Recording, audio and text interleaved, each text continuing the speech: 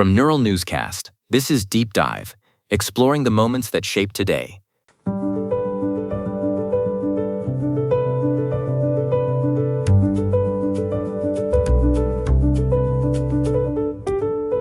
Welcome to Deep Dive. I'm joined today by Richard, and we are stepping into a day that fundamentally altered the landscape of the 20th century. It really did, Noah. Today is July 17th, and for anyone interested in how power shifts, this date in 1918 marks the absolute conclusion of a 300-year dynasty. We are talking about the Romanovs. In a basement in Yekaterinburg, the Russian Imperial family met a violent end at the hands of Bolshevik forces, effectively erasing the last vestige of the old guard. It wasn't just a political assassination. It was the systematic removal of an entire lineage. Tsar Nicholas II, his wife Alexandra, and their 5 children were all gone in a single night. The significance is massive. Nicholas believed in a divine right to rule, but he was completely disconnected from a country exhausted by World War I and social strife. When they were led into that cellar, they were told it was for their own safety. From the perspective of the workforce and society, it was a brutal, total turnover. The Russian social contract was rewritten overnight, turning a monarchy into a revolutionary socialist state. And it created a vacuum that the Soviet Union filled, dominating global politics for decades. Even the legends that followed, like the mystery of Anastasia, couldn't mask the reality of that shift.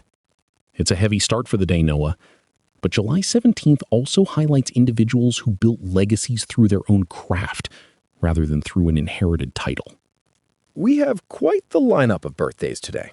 Let's start with an actor who defined the American tough guy, James Cagney, born in 1899. Cagney was incredible.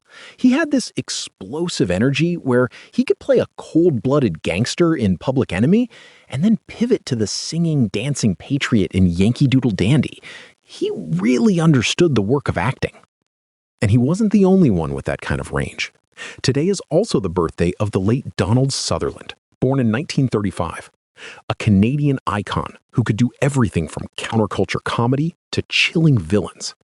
Whether it was MASH or The Hunger Games, Sutherland had this commanding presence that lasted over half a century. That kind of adaptability is exactly what keeps a career alive through so many eras of Hollywood, Noah. Moving from the screen to the world stage, we have Angela Merkel, born in 1954. Long before she was the Chancellor of Germany, she was actually a research scientist with a doctorate in quantum chemistry. That background defined her leadership style. She brought a level of patience and logic to diplomacy that made her a symbol of stability for the European Union for 16 years. She proved that scientific rigor translates well to high-stakes politics. It's a remarkable arc, going from East Germany to leading a unified nation. Speaking of new worlds, Richard, we have a fact today about a very different kind of empire. We're looking at July 17th, 1955, the grand opening of Disneyland in Anaheim. At the time, Walt Disney was taking the biggest gamble of his life. Nothing like it existed before. It was a massive bet on the idea that people wanted an immersive story, not just a carnival. The opening was actually a huge live television event for the 50s. And get this. One of the co-hosts for that broadcast was a young actor named Ronald Reagan, decades before he ever entered the White House. It's fascinating how these threads of entertainment and politics keep crossing, Noah. July 17th shows us how much the world can change, from the fall of monarchs to the birth of a theme park empire. It's the people navigating these shifts that make the history so compelling. It certainly is. You can find more of these stories at deepdive.neuralnewscast.com. Deep Dive is AI-assisted, human-reviewed. Explore history every day on Neural Newscast. This has been Deep Dive on Neural Newscast, exploring the moments that shape today.